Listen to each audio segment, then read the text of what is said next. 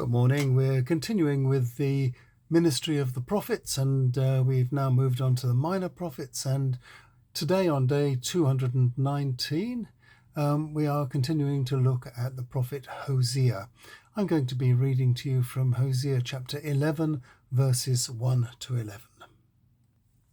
Yahweh is speaking. When Israel was a child, I loved him. I called him out of Egypt as my son. But the more I called him, the more he turned away. My people's sacrifices went to Baal, my incense burnt to idols. But I was the one who taught Israel to walk and gave them cuddles. They never admitted that I had looked after them. I called them to me with love and affection. I picked them up and kissed them.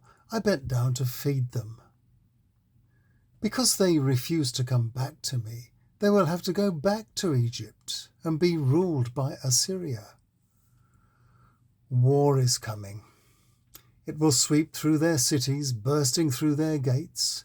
They think they know best, but it will be the end of them. They are insisting on turning away from me.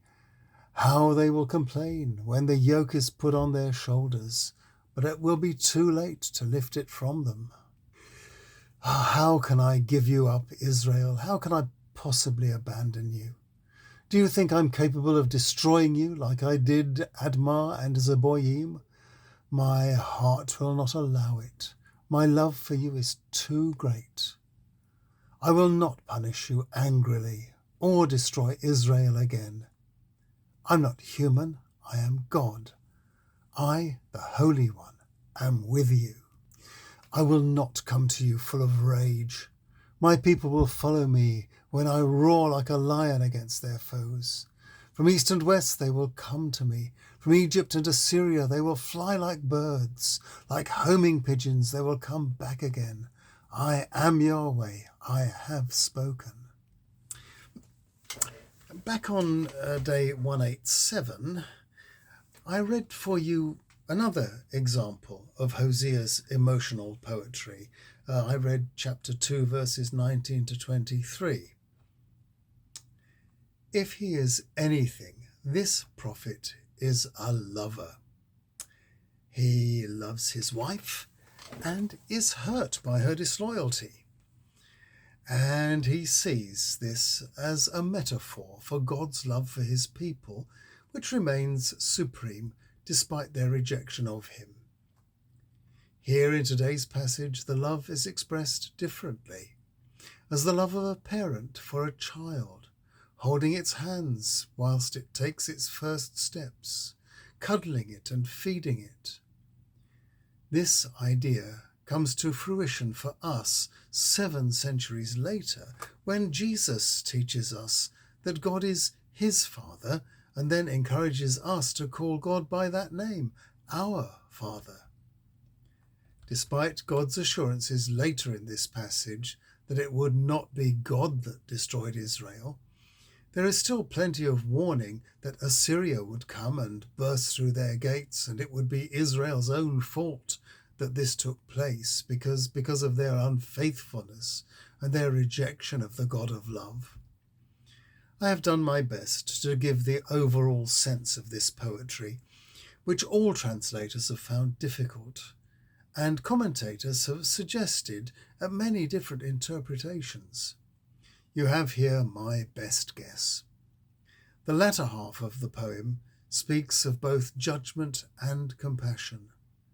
The judgment is the judgment is not the harsh judgment of a Pharisee condemning people for minute infringements of the law, but a simpler judgment against the people's ingratitude for God's love. The answer to their economic and political problems is not to be found in the distractions of pagan cults or the neglect of their nation's story. Some commentators have taken the words, "I'm not human, I am God, I, the Holy One, am with you," to be a threat of some kind. Humans might be changeable, but God is steadfast in his judgment. Now, I don't see it like that. For me, the whole meaning of this passage comes from the simple but heartfelt words, "How can I give you up, Israel? How can I possibly abandon you? My heart will not allow it. My love for you is too great." Bearing those words in mind, "I'm not human, I am God, I am the Holy One, I am with you," is not a threat, but a promise, identical to Jesus' promise to his disciples and to us on the mountain. "I am with you always, to the end of the age."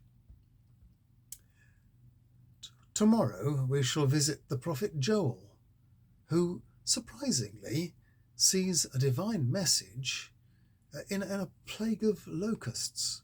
I'll look forward to seeing you then. Goodbye.